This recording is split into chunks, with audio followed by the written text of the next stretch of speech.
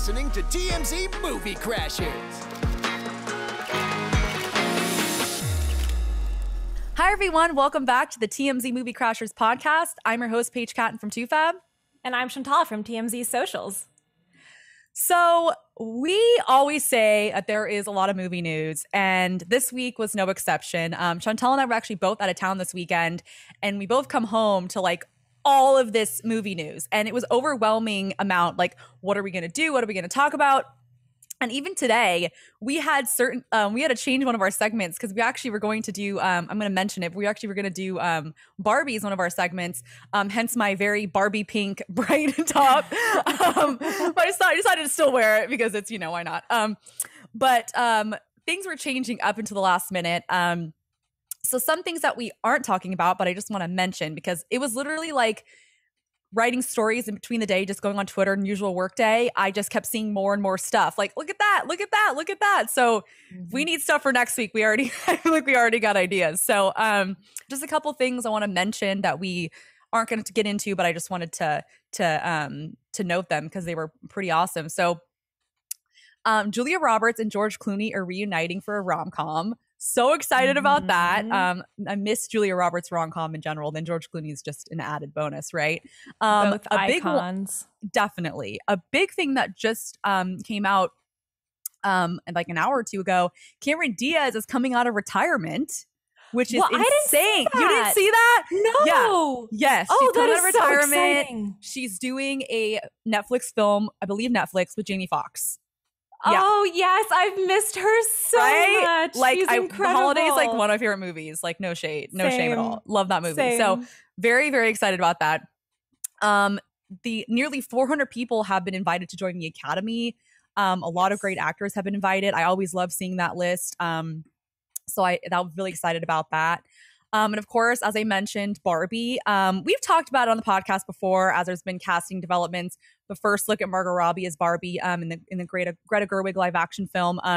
But we just wanted to note this because, again, it originally was going to be one of our big topics, but also social media. People on social media have been going nuts over this because there's been set photos and videos from the production in Venice Beach.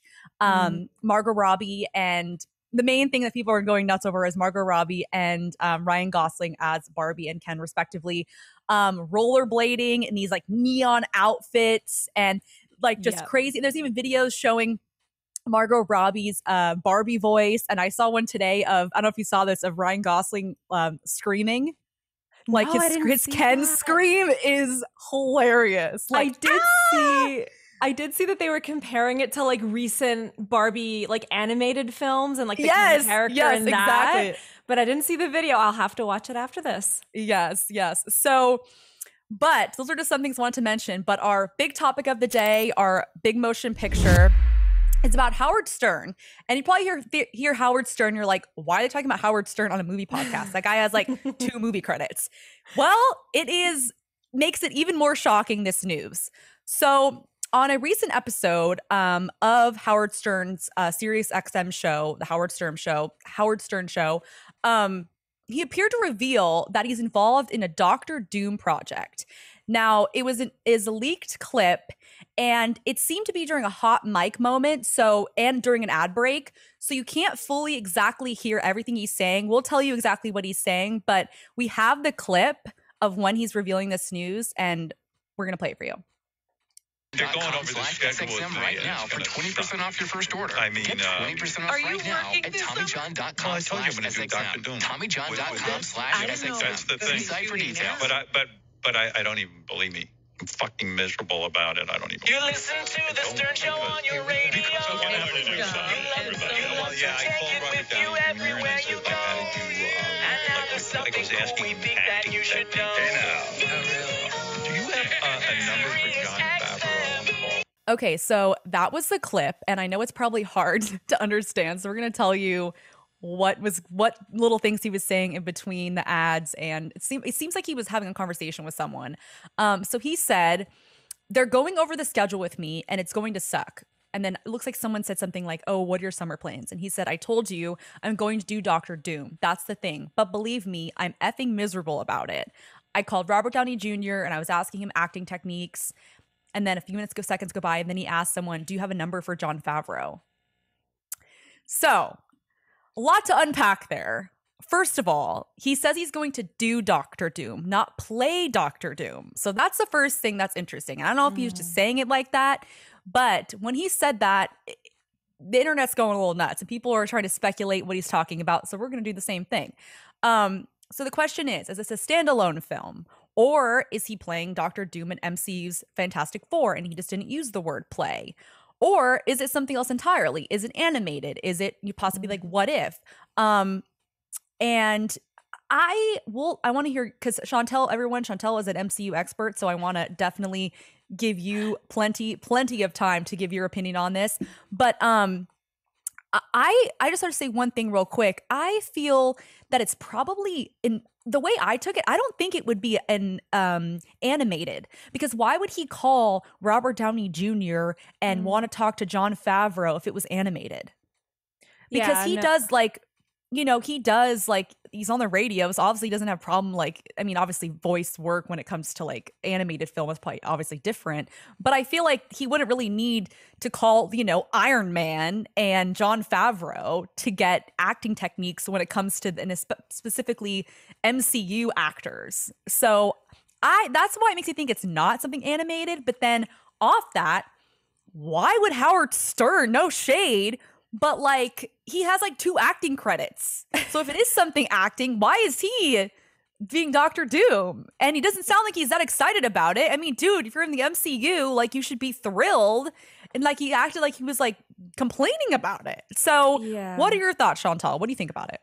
Well, first of all, with him being annoyed about it, I am wondering if there's a level of annoyance because he feels like he's sold out. But I don't know. I just feel like there must be a bigger reason there, and that might be revealed when we get more information. Yeah. I do agree. It's probably not animated because, schedule-wise, I don't think he would be that annoyed about it if it were.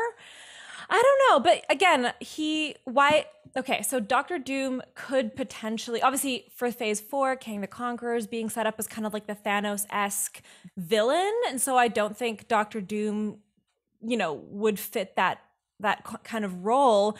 But if he were supposed to be a big villain in Phase 4, why would Howard Stern take that on? Who knows? Maybe it's a cameo. Maybe it's I don't know what. But then why would he say Doctor Doom? Because as you mentioned, there is no Doctor Doom solo project unless we as a public don't know about it. Because I know that a lot of films for Phase 4 have been wrapped or are kind of in the process of finishing filming. So maybe this is Phase 5 filming this summer. I mean, who knows? I think Marvel and Kevin Feige have been really good about being secretive about upcoming 100%. Projects. So, I think my guess is there's things that we as a public don't know yet, but who knows? Maybe this is also a strategically, because as you mentioned, why would he, surely he would know that a mic was on, he's been doing this for 100%. Years. That's the thing that I think is so wild, because yes, it's leaked audio and stuff, but if someone was listening to his radio show, that's where the audio came from. So obviously, I don't know the numbers, how many listeners he has, but obviously he's on Sirius XM. That's a huge platform. And, he's been in show's business for a long time. He knows, I'm sure, about, even if he's doesn't know much about Marvel, he obviously has some sort of contract. So he couldn't just let something slip like that. And especially something that no one knows anything about.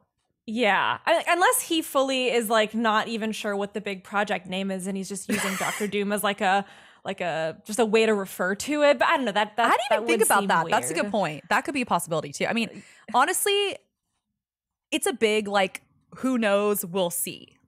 Yeah, no, absolutely. And if anything, it's gotten me more excited going forward. There's things we don't know about. There's so much to look forward to.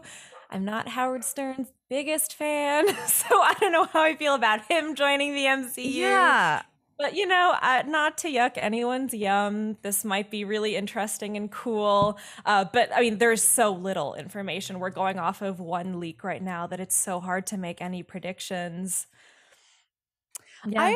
I have a question for you, because this is something that I don't know if I'm just again, I am a bandwagon MCU fan, bandwagon comic book fan.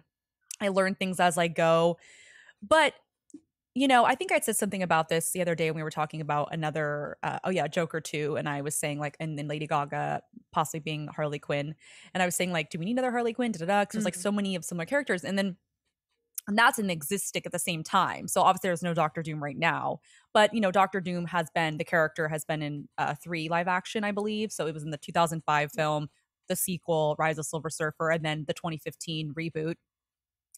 But I was thinking like, I don't know this, and I'm not sure because I know you're an MCU fan. You probably know the answer to this, but if you don't, it's okay. Totally fine. But because I realized this like right before we started the podcast, so I couldn't look it up. But I was kind of thinking like we've already had Doctor Doom and like several films. Like basically what I'm saying is for the Fantastic Four, whenever, I don't know, phase 4, phase 5, whenever this upcoming MCU Fantastic Four film is happening, like, does Doctor Doom have to be in it? Like, is he the only Fantastic Four big villain?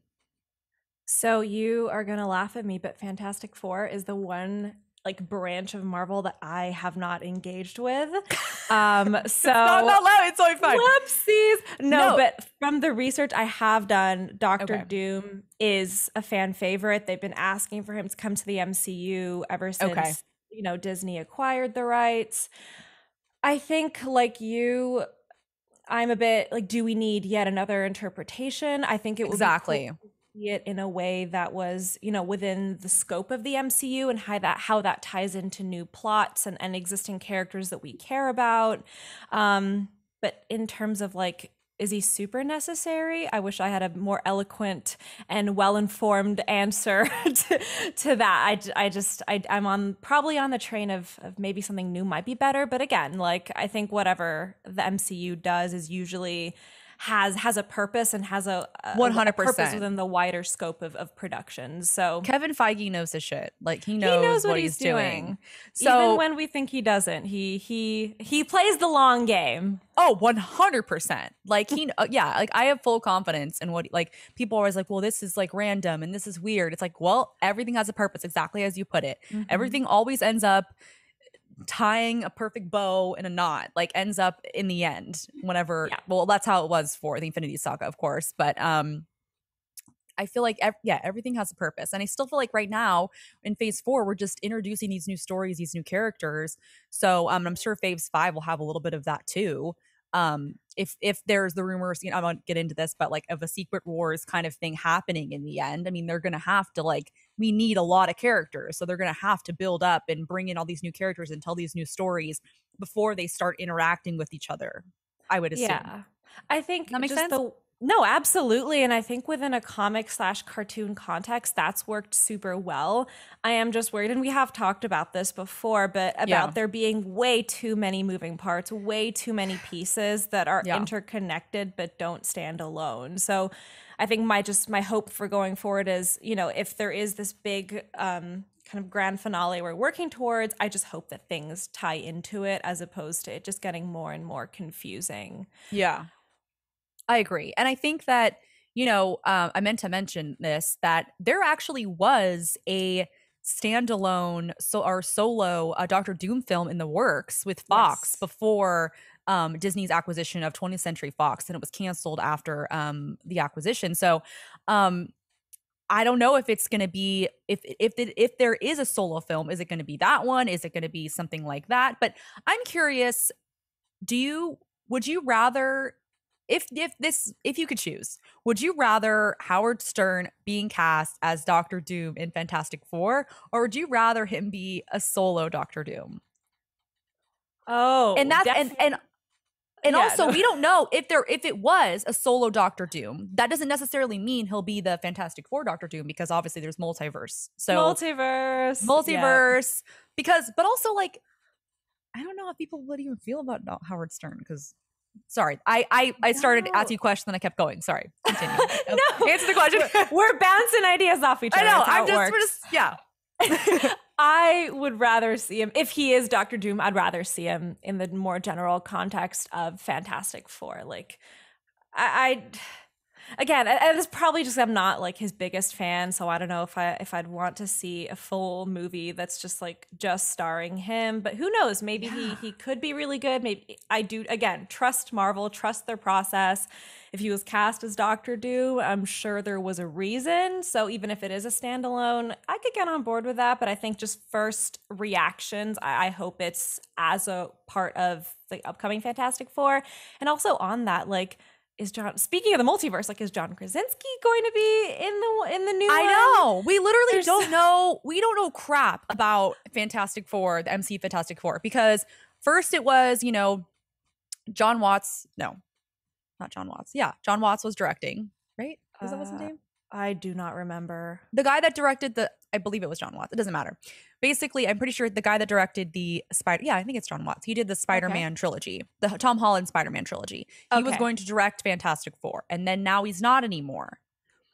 And so there's rumors that John Krasinski, we talked about this, that John Krasinski could possibly be directing Fantastic Four, but is he also starring in it? Because some people did not like him in Multiverse of Madness as Fantastic Four. I personally loved him. Not sure. I loved him. Like, I thought he was great, but I'm also really like a huge Krasinski fan, and some people are like, well, I don't like him. I don't know how you could not like John Krasinski. It's like Ryan Reynolds. Like, how do you not like John Krasinski? He's so it's like cool. Tom Hanks, Ryan Reynolds, like John Krasinski. Like, how do you not like them? Like, it's just, that's whatever. A conversation for another time. Yeah. I'm with you. So I think he would be great. I thought he was great in Multiverse of Madness, but also you can't judge him off that tiny little clip when 5 also minutes. That tiny little like cameo, and also like and he didn't even like work with Elizabeth Olsen. Didn't even actually work with them. So I don't know what they were talking to, like a ball. Like, what were they talking to? Because she wasn't there. She didn't work with them. She wasn't on set with them. So you can't really judge him on like, it was probably, I don't know if he's ever done like, stuff like that. So whatever. Anyway, I hope. This is my main thing. So Comic-Con is at the end of next month.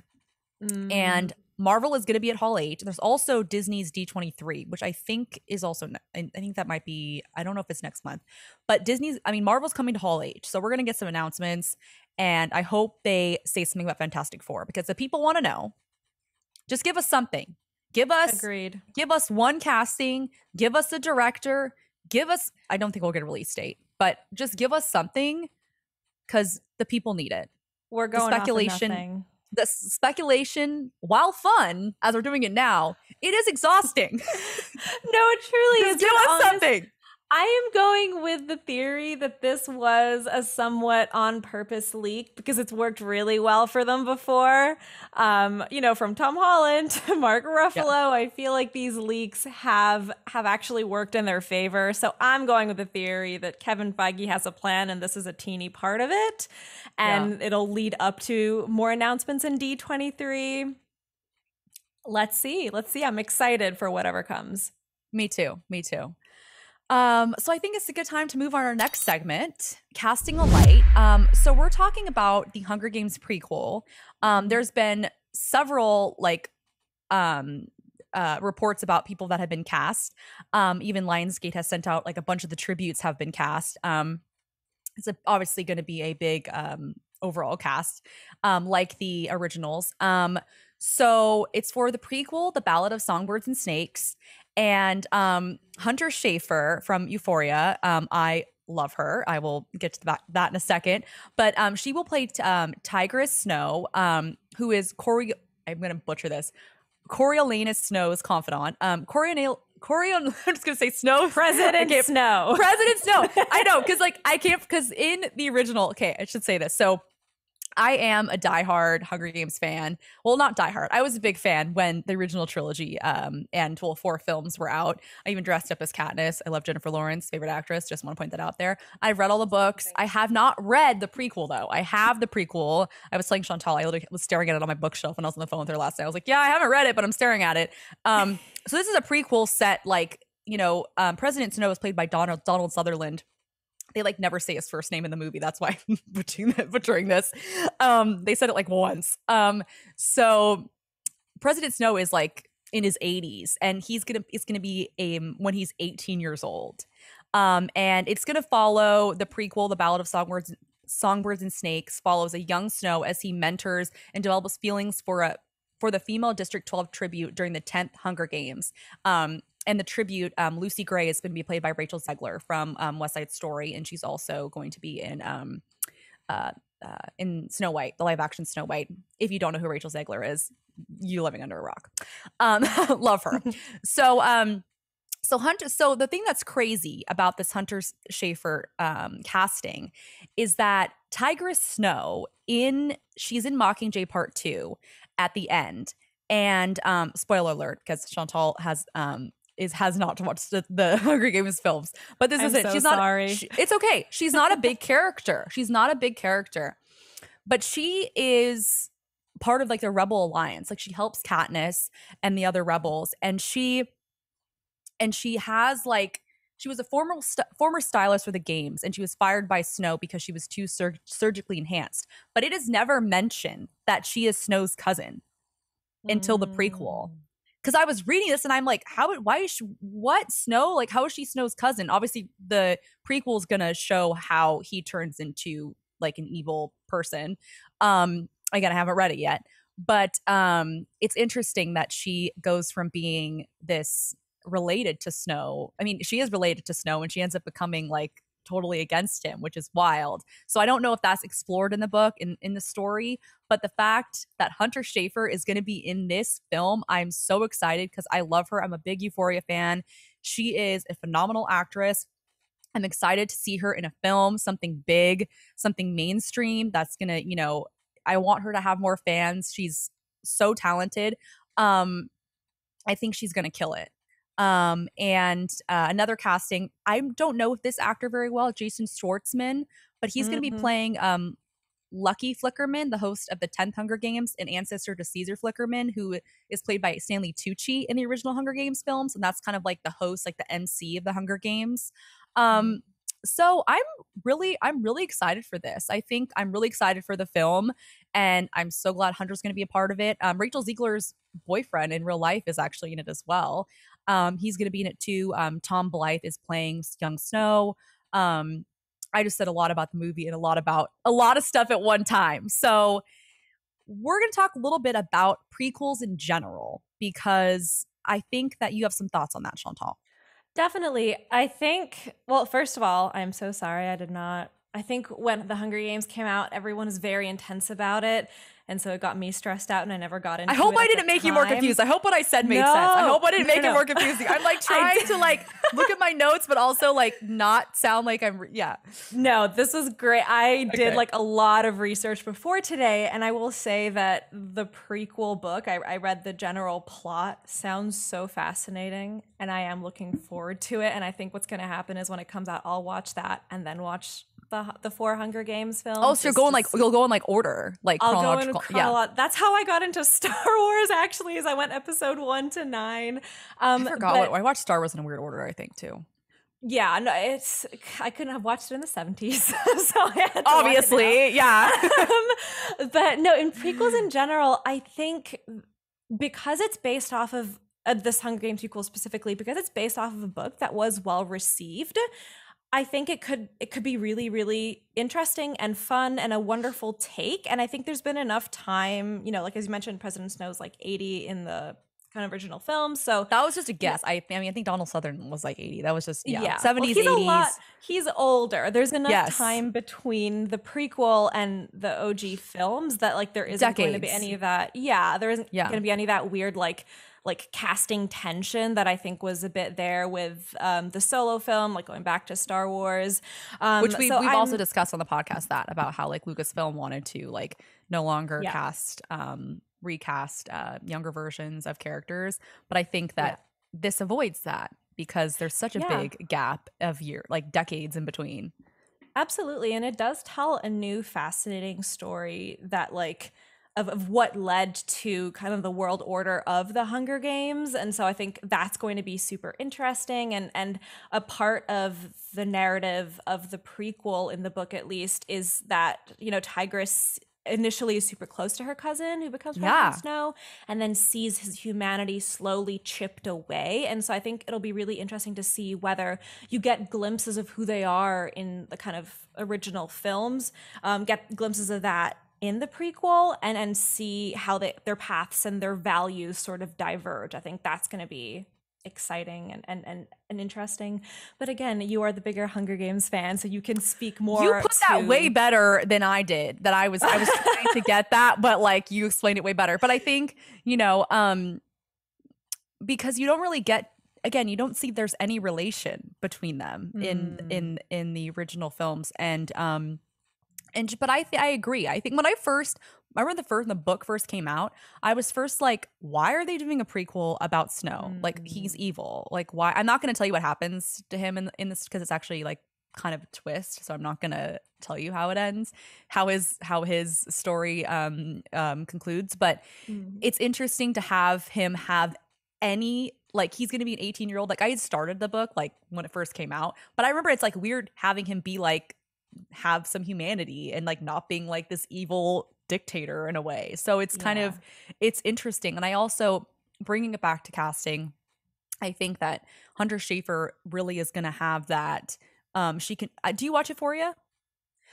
Parts of it. I haven't seen it. Okay, I know this is a movie podcast, but I had to mention that. So I definitely think really can give that that emotional depth to her character, and I'm really looking forward to seeing that, because I want a lot of people watch Euphoria. I know it's a big audience, but on the big screen, it's going to be different. And I also think this could possibly bring in like a younger crowd, because Euphoria, I mean, there are kids that are too young that are watching it, but I think that they'll be, and I think that's great, especially because she is a trans actress, which I think is even better. So I'm very excited for this. And you should watch the Hunger Games movies, or you can wait because it comes out next year. My curiosity might get the best of me. I will say I got kind of excited while doing research for this. If you want to do a marathon, like, hit me up. We'll like have a very sleepover. Down. We'll watch all four. Like, so in down. one night. The second one is my fave. Just thought I would say that. Catching Fire. Okay. Since this is, to end this segment, I will say something. A fun fact about me and my love of movies. From what I know, Hunger Games Catching Fire is the most times I've seen a movie in theaters is for Hunger Games Catching Fire. I saw it 7 times in theaters. 7. I love that. 7 times in theaters. I loved it. That's the record that I know of. I mean, I don't know when I was a kid, but like from what I know of, that's the record. That is the record of the most times I've seen a film in theaters. I saw it 7 times. Because that everyone is high praise. Because I saw it by myself a couple times, and then my friends knew that like Paige loves the Hunger Games, so I'll go see it. I'll go see it with her. So I like took people with me, and it was always like groups of 2. So and then and I got a lot of Fandango money that year for Christmas, so I just kept going back. So it's worth it. It's worth it. I did Black Widow 3 times, and I thought that was excessive. I respect the 7 times for Hunger Games. I even have a photo of myself dressed as Katniss. I will show you that. It was my Please one. do. I've only done 2 cosplay things in my life, and I will never do it again.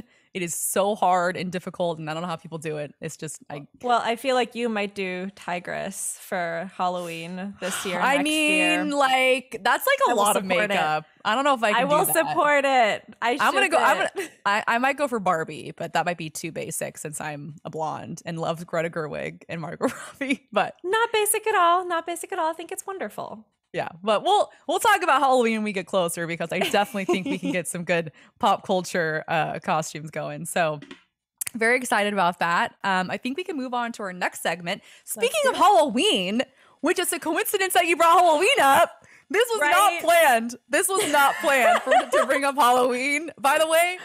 So speaking of Halloween, the Hocus Pocus teaser trailer for Hocus Pocus 2 came out. Mm-hmm. And of course, this is a sequel. Talking about prequels, now we're talking about sequels. And the original film came out a long, long time ago. This is like decades later. 93. That was the year I was born. Okay, that was the year I was born. So you're old. I am old. I am. I'm gonna be 29 on Saturday. I mean Sunday. I'm old. I'm gonna be 29 on Sunday. I'm old. I'm joking. No. So before we talk about the trailer, let's play a little bit of it.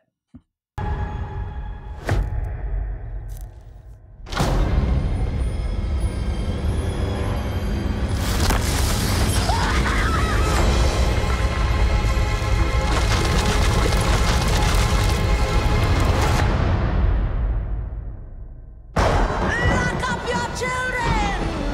Yes, Salem, we're back!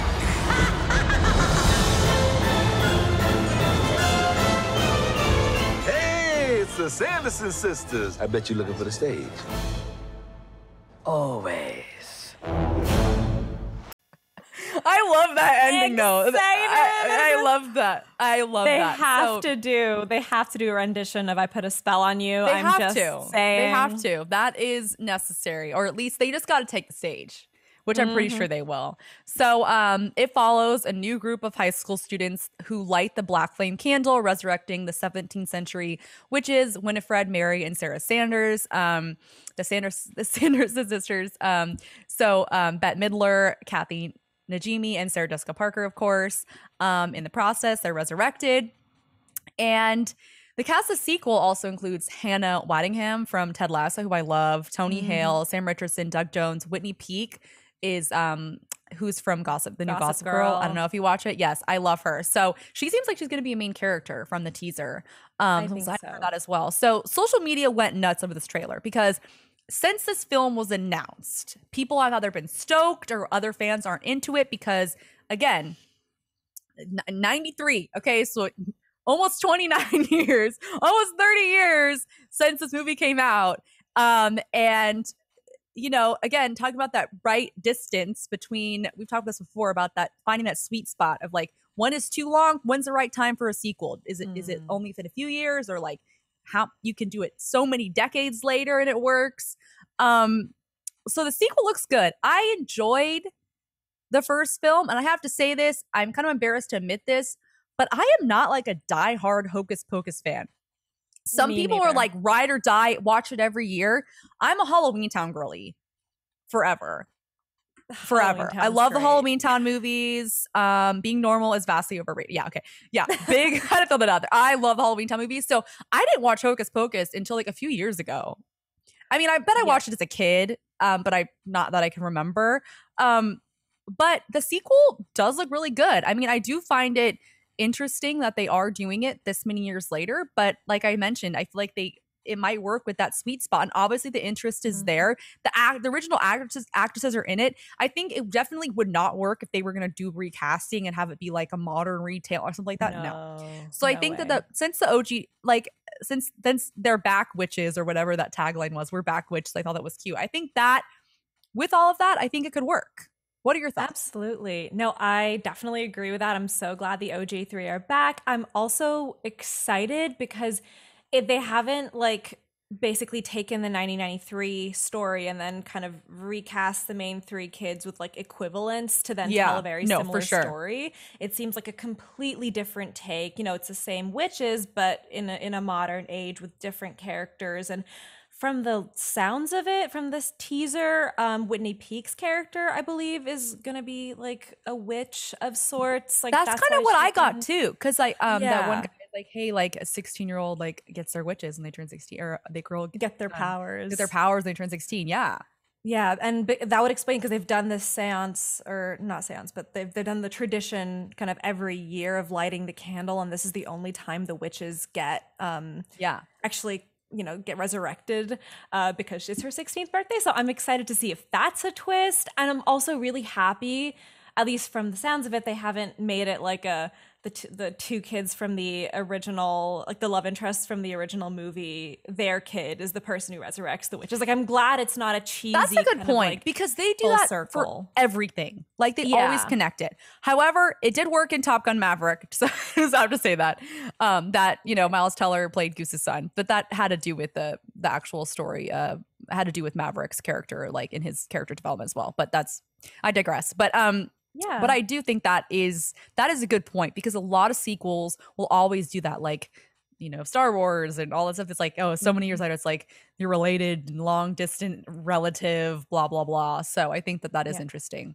And it's like, I think the point with that is if it's done within the context of a well-written narrative with, you know, 100%. Each character has their own clear motivation and purpose. I think when it's written within that context, it can work really well. But what a lot of films tend to do is just assume that the audience is going to care because they're the kids of people that you cared about, you know, 20 years ago. And like Pirates, I believe it was Pirates 5 did this. Oh, I never watched. I never. Oh, that was he was like Orlando Bloom's like son, right? And Keira Knightley's I never watched son. that one. Yeah. Yeah. And so I think that's a whole other conversation, but I do think that there's a lot of expectation that we're just going to care because it's, related to the first films, when that's not really the case. Like, I'm excited to see these witches, but I'm also so pumped that this is a completely new story and a completely new take.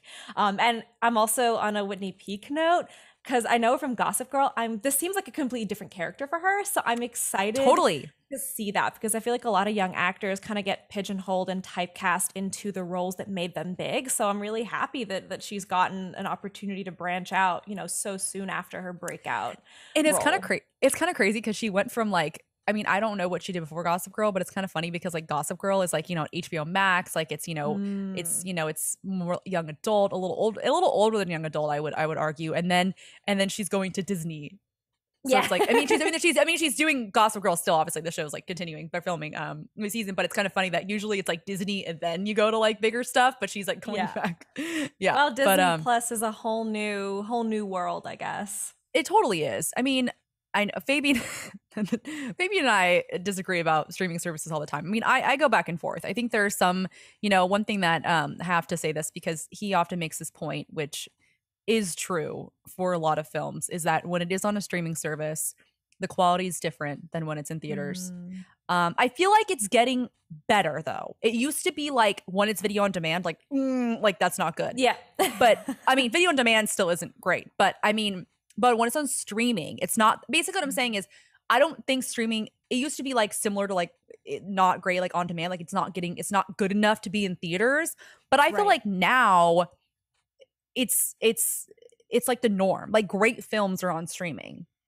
Yeah, no, and I do think obviously a big part of that is the pandemic, because it's really changed people's relationship with movie watching and like going to the cinema. And I think a lot of times, it takes a lot for people who are maybe immunocompromised, who just aren't comfortable going to the cinema. Definitely. It really takes a lot to drag them out. And so I think, with more and more moving to streaming, kind of the culture of movie watching in general has changed. I think it's really gone hand in hand and been exacerbated by the pandemic.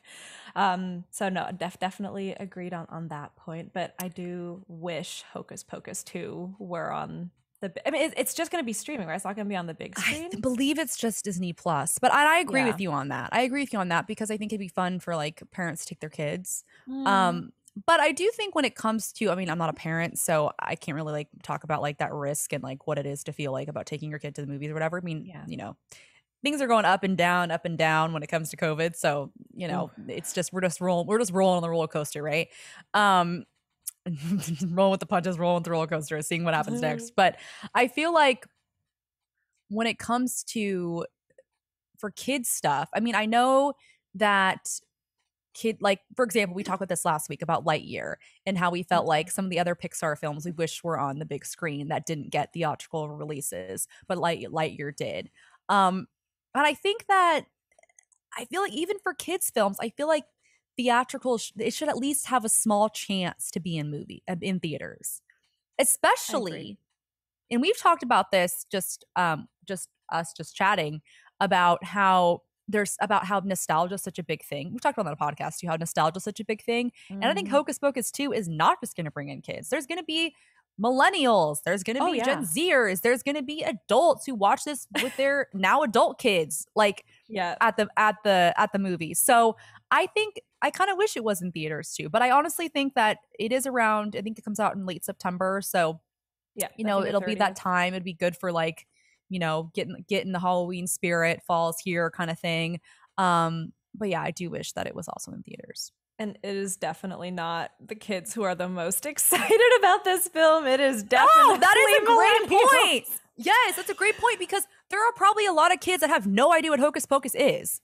Yeah, and it is, as a film. That's a great point. I didn't even think about that. Right? Yeah, that's a great point. And it seems like it's a darker register because the first film was very campy and it was made for the Disney Channel, if I remember correctly, and for kids. Whereas this Disney Channel, like original, where all of those were campy.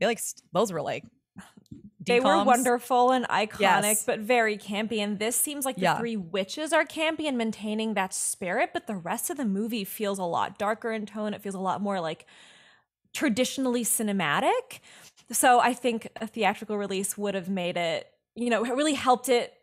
The effect of seeing it on the big screen would have been way more, whoa, and overwhelming. And also, I agree totally. And also, special effects obviously have evolved like a lot since then. I will never forget. Like the zombies and stuff.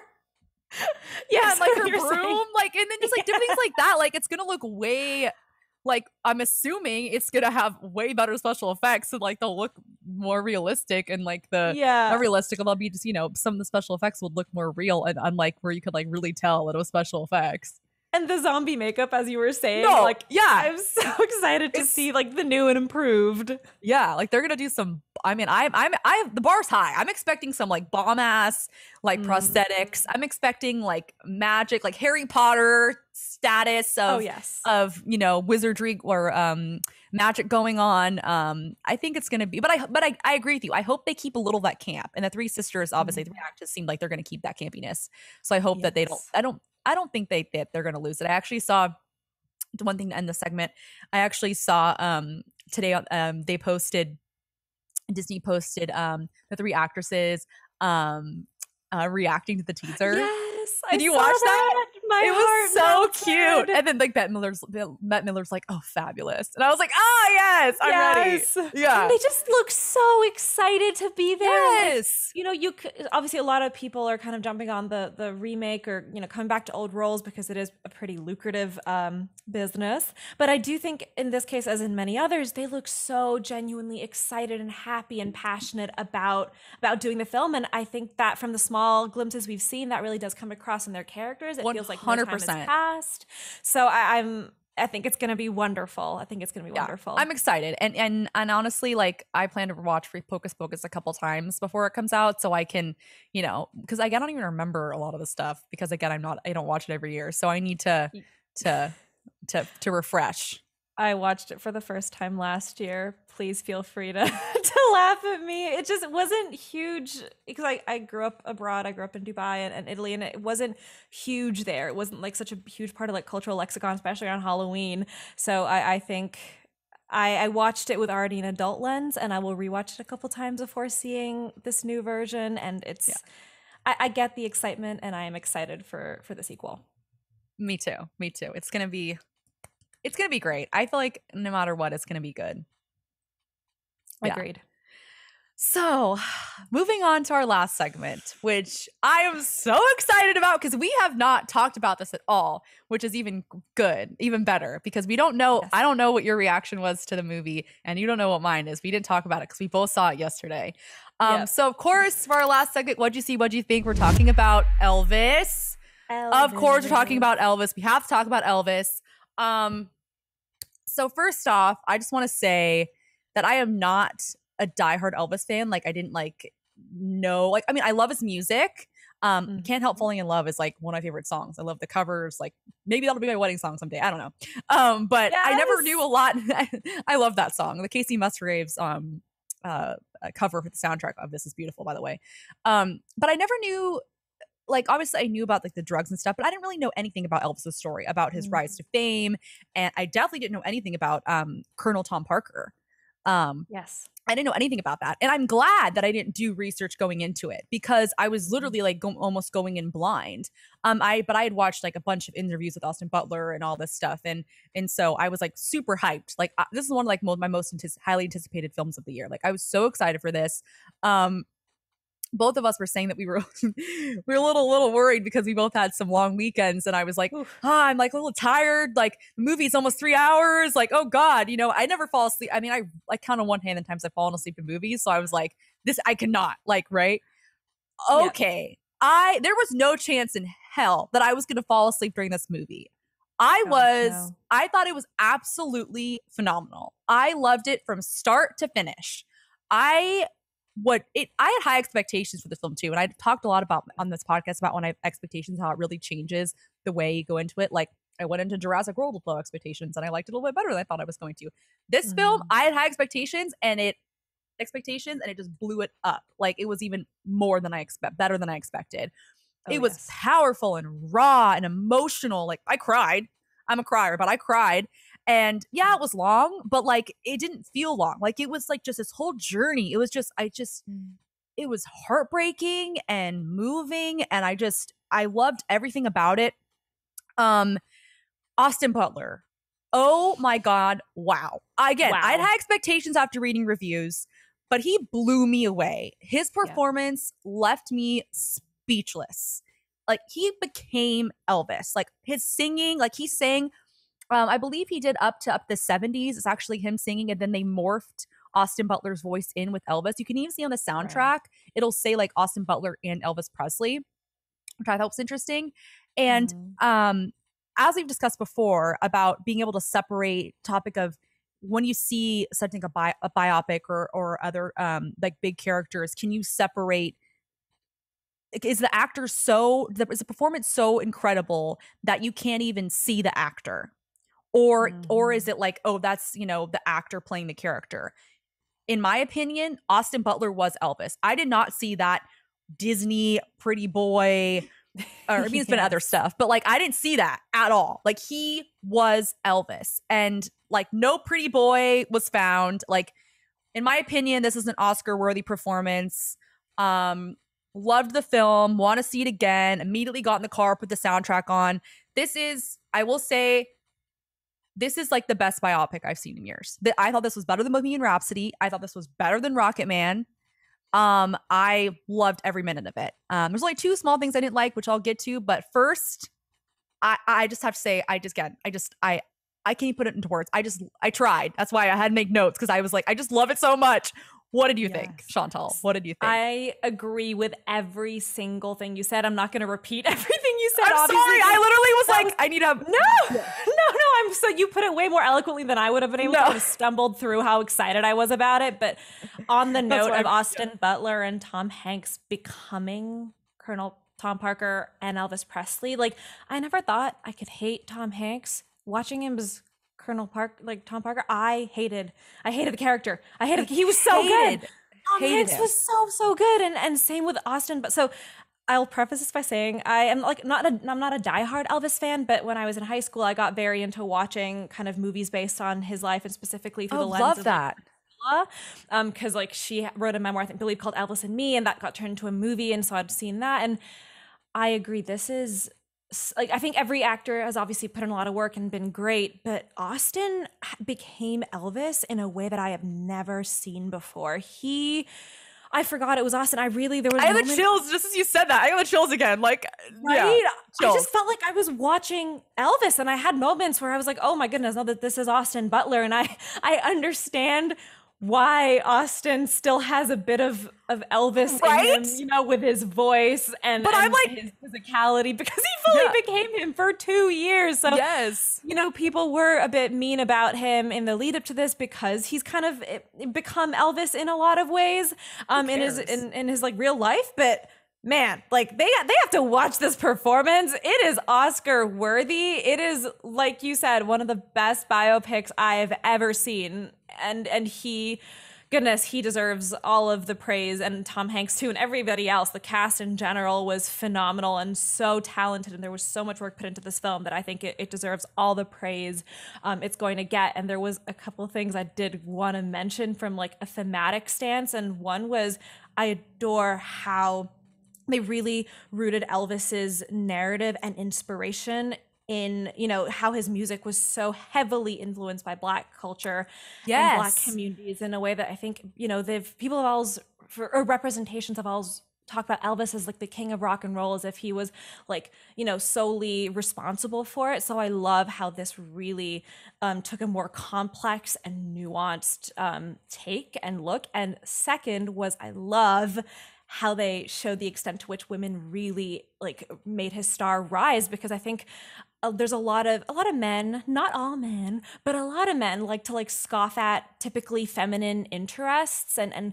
things that people like to consider girly, but at the same time claim people like Elvis and the Beatles as like, the music greats. Like they'll talk about them as if they're super cool. They are obviously, like, anyone is entitled to like whatever they want, but there tends to be a more general claiming of people like Elvis and the Beatles forgetting that it was, you know, teenage girls screaming and so excited about them to begin with. So I love how they rooted his success in that as well in the film, which I thought it was wonderful.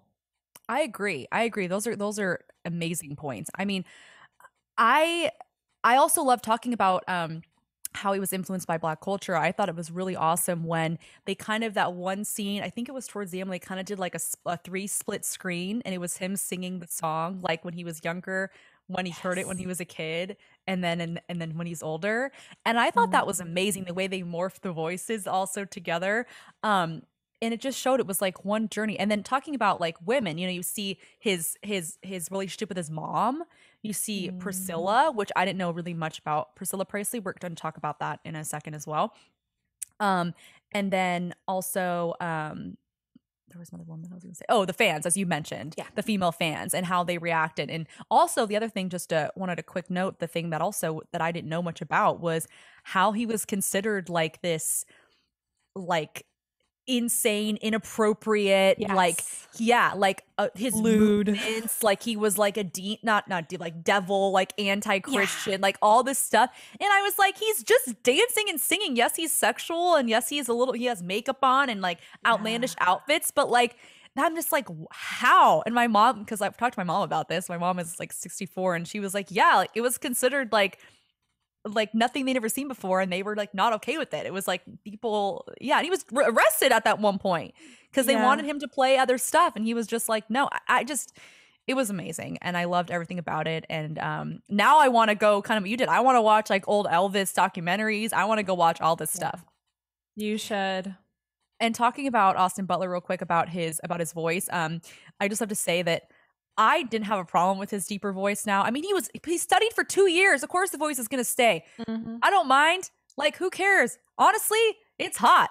And I just had to say that. I had to say it. It's hot. His deep voice is hot, okay? So anyone has a problem with that, like you said, needs to go see the movie, and then you'll realize why his voice stayed that way. It's not like he has like some weird accent or something now, or like he's, you know, walking differently. Yeah, maybe he has a new swag, but who cares? Like, it's he's just more confident, and and he's very shy. Good for him. He's very shy, which I didn't know that. I've seen other interviews and he says he's very shy, and I'm like, you would never guess that watching the movie that he's shy. No, absolutely. Or even interviews. So I was shocked by that. So if he wants to have that voice, then keep it. Good for him. Going to the next part of this segment, this is so crazy. So it's so awesome, I should say. Crazy in a good way. So often with biopics, the families of the real life character, or the real life person that biopic is based on, usually are like, I feel like more often than not, they're like not okay with the biopic. They're usually like not into it. Or they're just like, you know, like in House of Gucci, like the Gucci family like slammed it. They were so against it, and they like came out like all these interviews. However, the Presley family, including Priscilla, Lisa Marie, and Riley Keough, Elvis' granddaughter, they loved the film, gave it their stamp of approval. They went on the red carpet. They did interviews with multiple outlets. They praised Austin Butler. And we actually have a clip of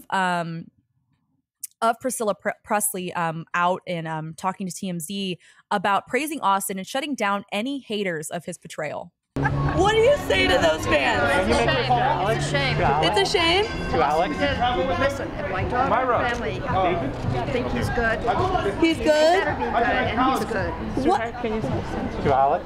what did his performance mean to you? Everything. Yeah? Thank you, sweetheart. Did you feel like you were watching? Do you feel like you were watching Elvis when you were watching the movie? Just about. Ask Jerry Schilling.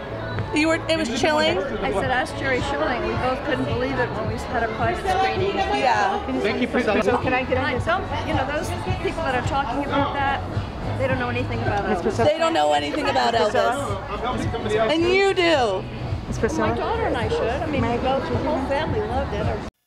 Okay, so first thing about that I have to say is ultimately, in my opinion, when it comes to biopics, if the family gives a stamp of approval, I don't think any fan has the right, especially Priscilla. No fan has the right to literally be like, I don't like this portrayal. if Priscilla gave her stamp of approval, and then obviously, and other family members, if Priscilla specifically gave her stamp of approval, they have no grounds to not like the portrayal. Because she was actually there, obviously.